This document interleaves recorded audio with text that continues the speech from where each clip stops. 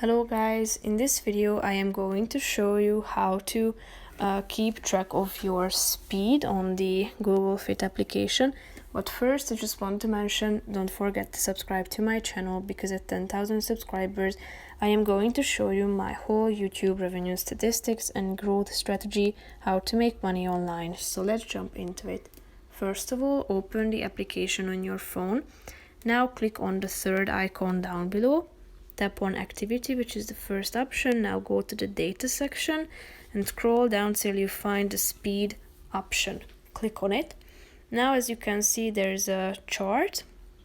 If you scroll down, you can see all your activities organized into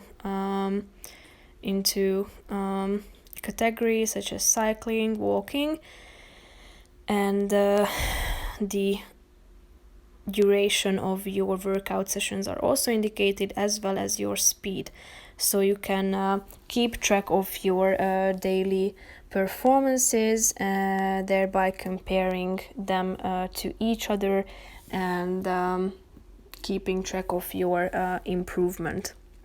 That's pretty much it for this video. I hope you found it helpful. If you did, consider subscribing and see you in the next video. Bye bye.